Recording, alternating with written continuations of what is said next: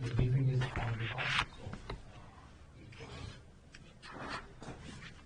record, so it's very good to see you all, and as you know, I have been in DC for the last 2 days, and the primary purpose of my visit was to attend the Quad Foreign Ministers meeting. And I obviously, in addition to the meeting itself, I met bilaterally with my counterparts, Secretary Rubio, Foreign Minister Penny Wong, and Foreign Minister Takeshi Iwaya. I also had separate meetings with the Secretary of Defense, Pete Hegseth, and with the Secretary of Energy, Chris Wright, yesterday. So let me start with the Quad, because as I said, that was the main purpose. Now, the meeting which we had was a much longer and a much more detailed one than we had in January, which actually happened to be the first day that Secretary Rubio had taken office. And all the Quad ministers, I think we all agreed strongly that our goal in the Quad was to strengthen strategic stability in the Indo-Pacific. And this meeting, the discussions were largely devoted to enhancing delivery on various initiatives and projects. As is the practice on such occasions, we had a very open, very freewheeling discussion on regional issues of the Indo-Pacific. A lot of that was a granular analysis of different situations, different issues of the Indo-Pacific itself. But again, in the light of recent developments, it is natural that we also spend some time discussing the Israel-Iran conflict, also what the U.S. had done in Iran. Now, while our meeting was taking place, there was in parallel a Quad business roundtable on critical minerals, and there were companies from all the 4 Quad countries which were present at that roundtable. Now, in terms of Quad, I mean, of course, in its current incarnation, it's been there since 2017. It has grown steadily. All of you are aware of it. But I just want to flag some recent developments, because people often ask, saying, okay, how is it deepening? How is it progressing? So let me highlight some of them. One, we launched the Quad Critical Minerals Initiative, and this would be focused particularly on the mineral recovery, which is very important for all of us. Second, there's the Quad Indo-Pacific Logistics Network. That was launched earlier in the year, and we decided it will hold its field training exercise, first field training exercise, fairly soon. It had held its tabletop exercise in May. Then there is the Quad at Sea Ship Observer Mission. This involves our Coast Guards, and that's recently launched from Palau to Guam. So we recognize that as an important step in Coast Guard cooperation. Then there is a maritime legal dialogue at the expert level, which will be held in India, right? It is virtual, sir. Achha, it's virtual, okay, later this month. Then we took some steps to expand the Indo-Pacific Partnership on Maritime Domain Awareness through our Gurugram Fusion Center. Also a Maitri workshop, which will allow us to assess capability gaps and build maritime capacity. There will be a Quad Ports of the Future Partnership Conference, which will focus on resilient ports and shipbuilding. And of course, a Quad partnership on cable connectivity and resilience. It will hold a conference on undersea cables. So as you can see, I mean, the Quad members are all, fundamentally maritime nations. A lot of what brings us together, the Indo-Pacific, is the maritime facet of our capabilities, and most of what you can see as steps of advancement are in the maritime area. Now, from this meeting, if I have 3 or 4 takeaways, I would say one, quite clearly, because as I said, this was a really detailed Quad meeting we were doing under Trump 2.0 administration. There was a very clear affirmation of the deepening commitment of all members to the Quad. Second, this goal of strategic stability that I spoke about, obviously it's expressed through various initiatives and cooperative endeavors.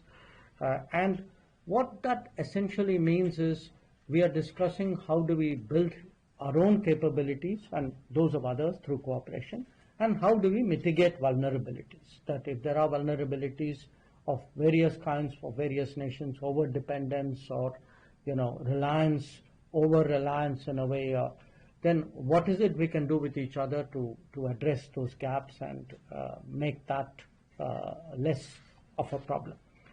The Quad architecture has been, because Quad has grown in the last 8 years in a sort of very organic fashion. So every time there's a meeting, there are new ideas, something is set up, there's a discussion, some project is done, some new cooperation is started. So the feeling was, look, it's got a bit messy, so let's streamline it into 4 clear streams, and those 4 clear streams were maritime and transnational security, economic prosperity and security, critical and emerging technologies, and humanitarian assistance and I think emergency response.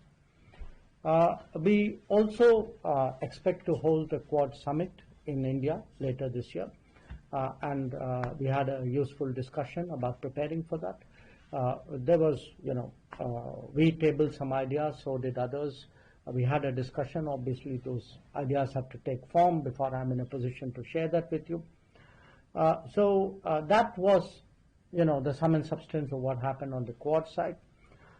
In terms of my bilateral meetings, I had a good session with Secretary Rubio, and we essentially did a stock taking of the last 6 months, and what do we do to go, look ahead. And this included a discussion on trade and investment, on technology, on defense and security, on energy, and on mobility. Now, defense and energy are 2 subjects where, particularly with the US, I think they're substantive enough to warrant a separate meeting with their secretaries, which is why I had a meeting with Secretary Hexet and with Secretary Pratt. I also had very useful conversations with my other 2 counterparts, Penny Wong of Australia and Takeshi Iwaya of Japan. In both cases, obviously, whatever are the particular bilateral issues in those relationships were the subject of our discussions. We talked about visits which were due on either side, preparing for the meetings of our Prime Minister, which are also impending. So overall, I would say, for me, it was a very productive day yesterday, and for our, in terms of the evolution of Quad, I think it was again a step forward.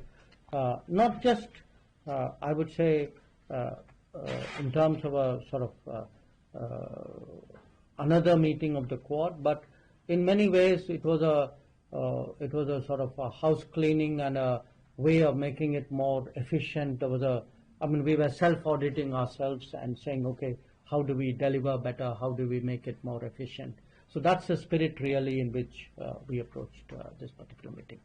So that's what I had to share with you. I'd be very happy to respond to any questions that you may have. Please do introduce yourself finally before. Foreign Minister, thank you. Jaishankar with the Hindustan Times. So could you tell us a little bit about the substance of the Quad's discussions on the Pahalgam terrorist attacks as well as the operations through what was said to you by your counterparts from the other Quad districts? Well, we had you saw that it was something which I spoke about publicly in my remarks. It's also reflected in the joint statement of the Quad Foreign Ministers meeting. And essentially, I mean, I mean, with each of my counterparts, I had shared with them this sense that look, what is, the nature of the terrorist challenge, the fact that we have confronted it really over multiple decades, and that we are very resolved today to respond to it very firmly, and that we have the right to defend ourselves. I think that's something which not just Quad partners, but I think many other countries. I was in Europe. You had a lot of countries recognizing that. But what is important for us in the Quad statement, as also the statement which the Security Council had issued on April 25, is that the perpetrators of terrorism must be held accountable. They must be brought to justice.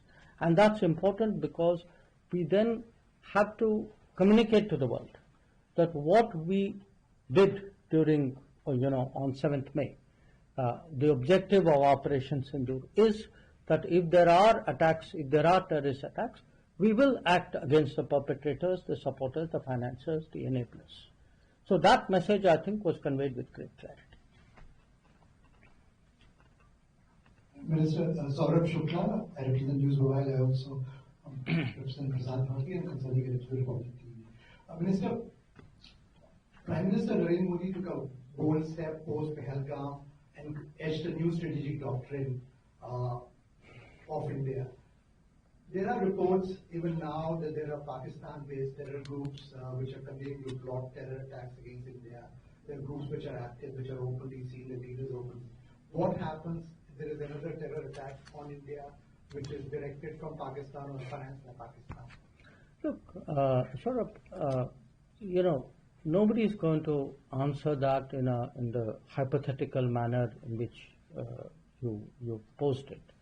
I think what we have to what we have communicated very clearly is we mean it when we say there is zero tolerance for terrorism.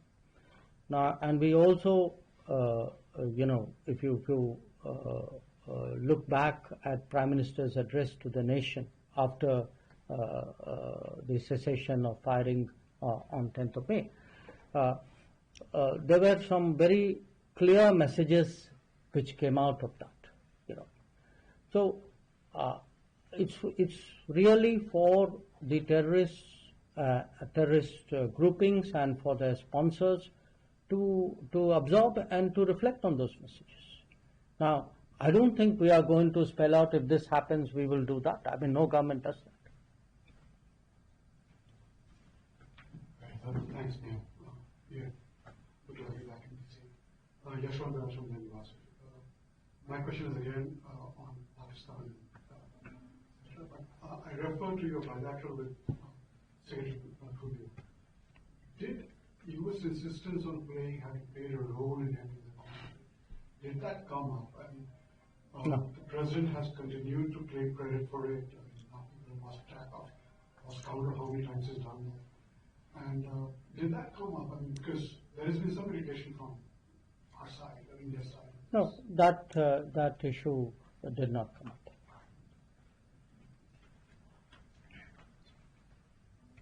Thank you for. It's working. Hello. It's okay? Yeah. Thank you, Foreign Minister. This is Vishnu from South Asian Herald. How do you assess the overall impact of the recent armed party delegations that returned to India?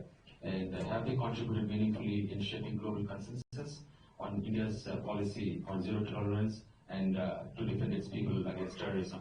And the second one regarding Quad, you mentioned yesterday that Quad has made substantial progress in areas such as maritime cooperation, logistics, education, and political coordination.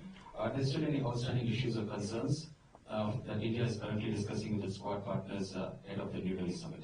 Thank you. Well, I have spoken about the all-party delegations in India, and let me again reaffirm that we have, we very much value and appreciate what they did.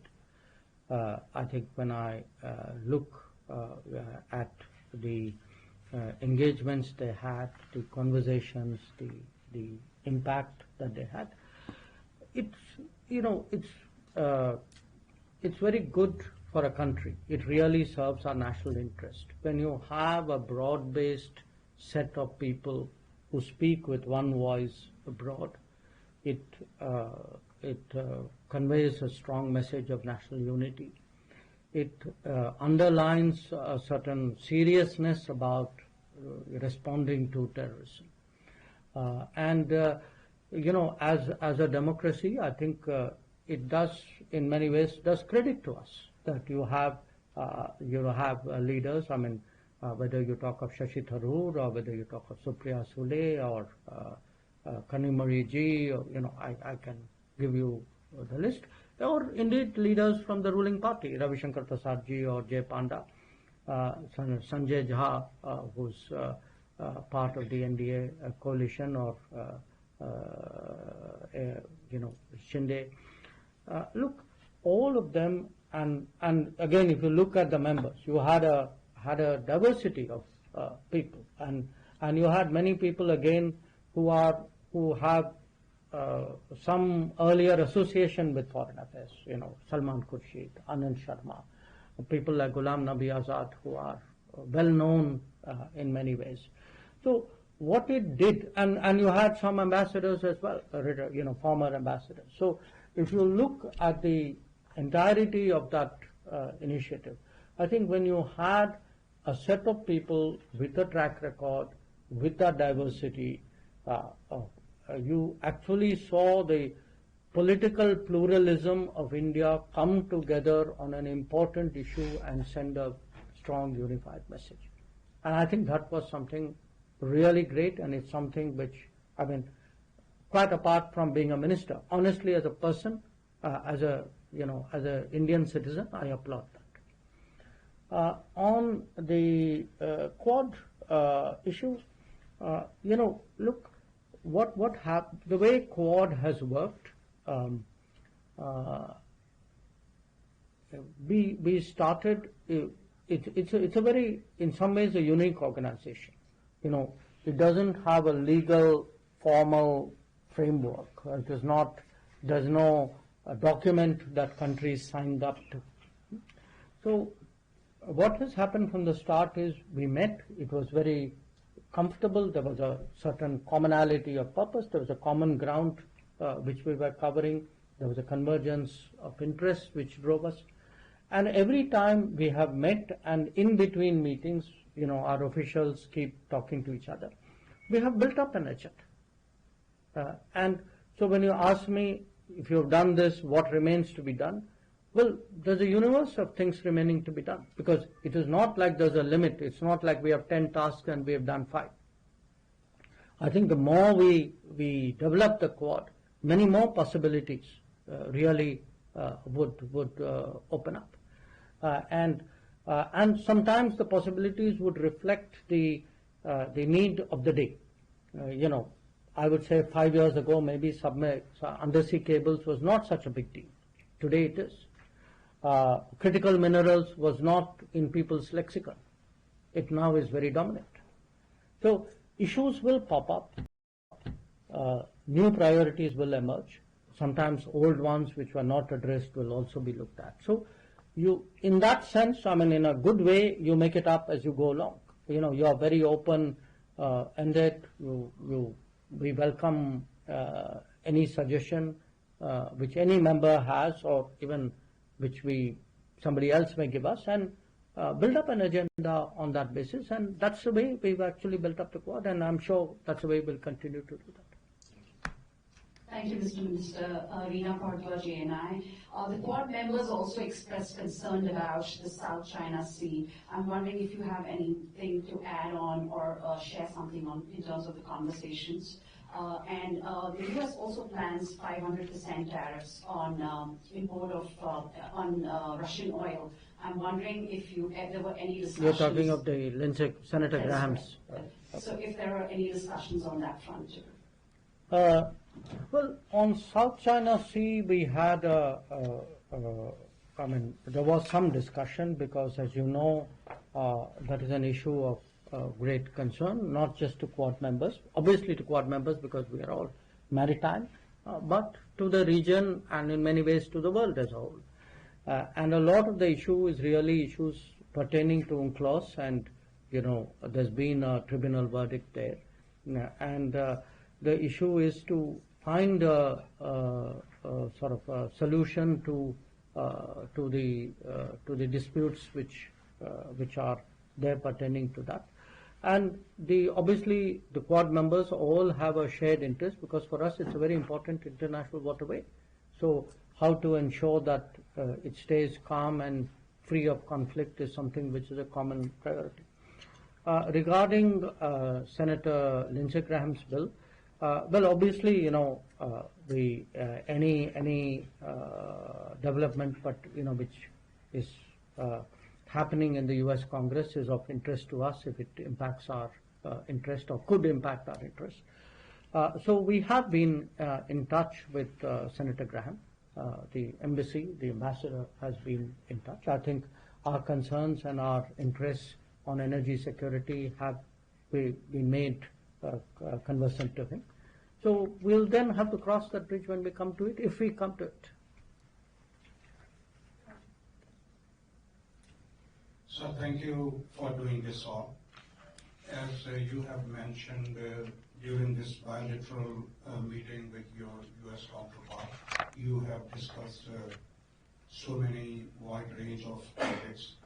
Do you see during any upcoming meetings as an opportunity for the India and the U.S. to discuss initiatives around seasonal labor mobility for India to U.S.?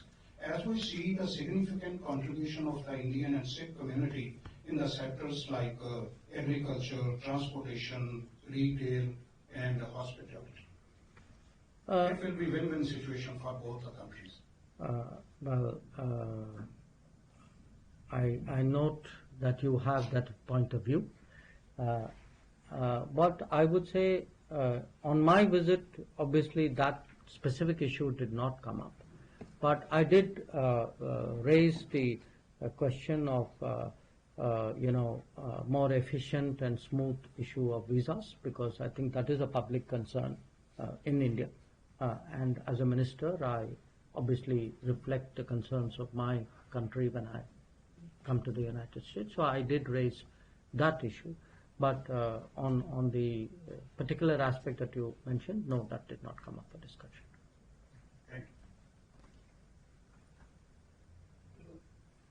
you. Yeah, I can hear you. Go ahead. Hello, I'm Anil Kakrakar from Pudari newspaper and Pudari TV newspaper from India. Sir, can you elaborate on India's approach to balancing its strategic partnership within the Quad while maintaining its independence foreign policy stance, especially with the summit being hosted in India this year? Well, I don't see any contradiction there, so the question for me of balancing it doesn't arise. I mean, Quad is, to my mind, a platform, a grouping that actually reaffirms our strategic autonomy. I mean, what does that mean at the end of the day? It means we are a independent power, a large, independent, increasingly influential country, a growing economy. We have our interests. We want the right to make decisions based on our own judgment and our own interests. And definitely for us, membership of Quad serves that purpose. It is an expression of that very concept.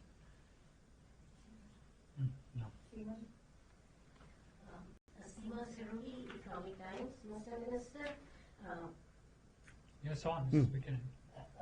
Given the military cooperation between China and Pakistan seen during the recent confrontation, is India more open to giving Quad more of a security dimension, like a little harder edge, as some have argued? Would India be more open? Because people say India is a little shy about that. The other question is about the 3 Quad members having various kinds of problems with the 4th, that is the US, Australia is under review with AUKUS, and Japan has been asked to do, more defense spending. They cancelled their 2+2 dialogue. India has a host of political issues that came up in the aftermath of Operation Sindoor. How did that play out in your meetings? Does that cast a shadow? And one last short question on China. We don't know where the Trump policy is going on China. If Quad's main purpose is to sort of create an alternative and prevent hegemony by China in Asia, how are we supposed to understand what's happening right now? So let me reflect on what you are saying. You are saying on the one hand, people among the Quad, there are issues among the partners, and then you are saying, so therefore, are you going to do more with the United States, though you have more problems? Seems to, the way you put it, which I don't agree with. So just you may want to reflect on that. So here's my point. Look, first of all, anything which happens between China and Pakistan, I don't see that as frankly shaping our Quad decision making.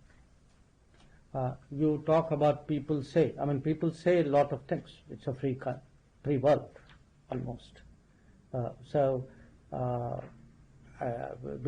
I can only say what is our thinking, which is that for us, Quad serves a purpose, that by working with these three partners, we actually advance our national interests and a collective good in the Indo-Pacific. As I said, we strengthen strategic stability in the Indo-Pacific. So when you speak about, issues between countries, you mentioned US and China. Well, I think if we are strengthening strategic stability in the Indo-Pacific, that in some ways perhaps even deals with the concern that you have. So look, in a world which is more uncertain, which is more volatile, more unpredictable, anything which is a factor of stability, predictability, anything which adds to the stable side of the ledger, I think is welcome. And Quad is very much a platform that contributes to that. Whether among the Quad partners there are issues or not, when you have relationships, what happens between the rest of them is not my business, it's for them. I can only speak for myself. When you have big relationships with countries, the relationships will not be free of issues. I think the strength of a relationship is not its freedom from problems. It is the ability to address those problems and then keep that trend going positively. And I would, definitely make the case with the United States that has been so, that over successive administrations, and it's not like we've not had problems with the earlier ones, but we have been constantly able to address those issues and move forward. So the answer to uncertain, predictable world is not to say, okay, so you should tie yourself closely to this policy or to that country or take a knee-jerk response one way or the other. That's not the way strategic decisions are made.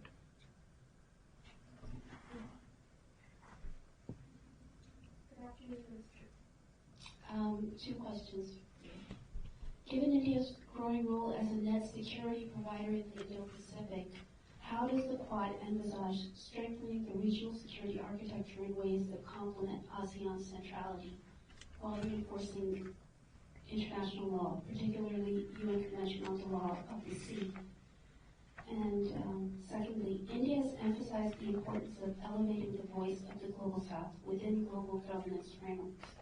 In what ways did the recent Quad discussions integrate this perspective, especially in terms of equitable infrastructure development and humanitarian assistance mechanisms? On the first question, I would say we spent a certain amount of time discussing ASEAN, its centrality, its interests, etc. And the Quad has always been very respectful of the ASEAN. I mean, you have to appreciate that in many ways ASEAN provides a great sort of strategic contribution to the global system because it has created platforms where very, very diverse countries. I mean, if you look at the East Asia Summit attendance of various bodies, you get really countries which would normally not be in the same place at the same time coming for those meetings.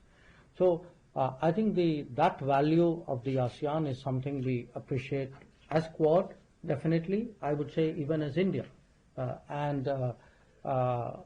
We very much, in all our discussions and activities as Quad, when we look at the Indo-Pacific, for us, ASEAN centrality is very much in mind. Regarding Global South, yes, of the 4 Quad members, we are the only one who's from Global South. But the Indo-Pacific itself has nations of the Global South. So a lot of our discussions, we are in many ways able to convey the sentiments and the thinking of the Global South. I mean, because we are from it, perhaps much more effectively than others who are not from it. But one of the issues which we did discuss was actually development projects, which mostly we do by each one of us doing nationally, but we compare notes on it. And many of those do pertain to the Global South. Rohit Sharma, India Today. So first thing, obviously in the mind of a lot of people, what was your initial response at MEA and at Prime Minister's office when President Trump announced ceasefire? Did you immediately reach out to express your disagreement, and how was that taken by the White House?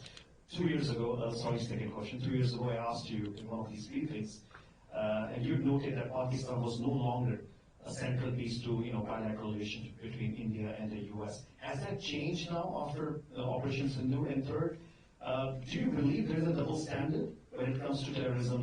When it happens in countries like India versus the West? Do you think Western countries see it differently, terrorism happening on their shores versus when it happens abroad? Thank you. Look, I would say that even today, the central factor in the relationship between India and the United States is India and the United States.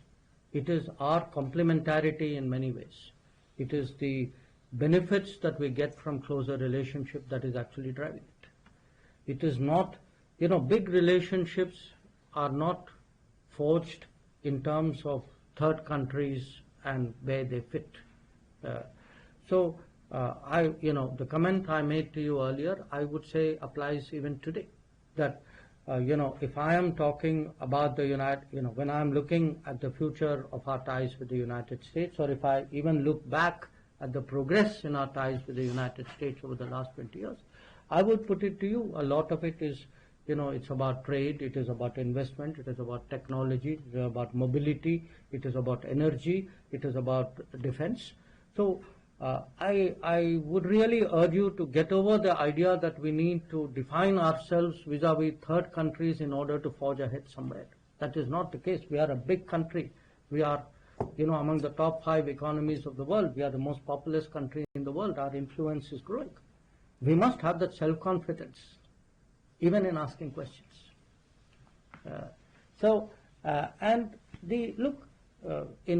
I think the record of what happened at that time was very clear.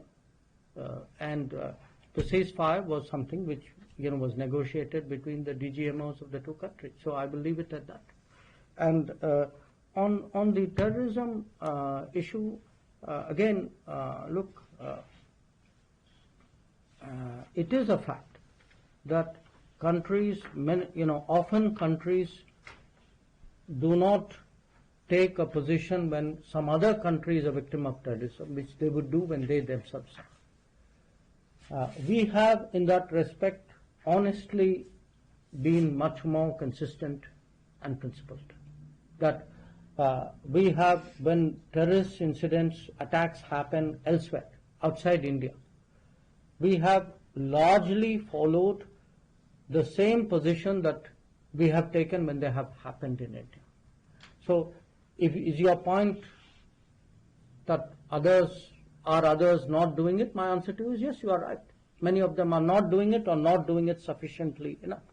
And part of diplomacy is to exhort them, encourage them, persuade them, motivate them to do that. And which is why it's important to speak up, and which is why it's important to carry them with us to the best possible degree. Thank you, everyone. That's all the time we have today.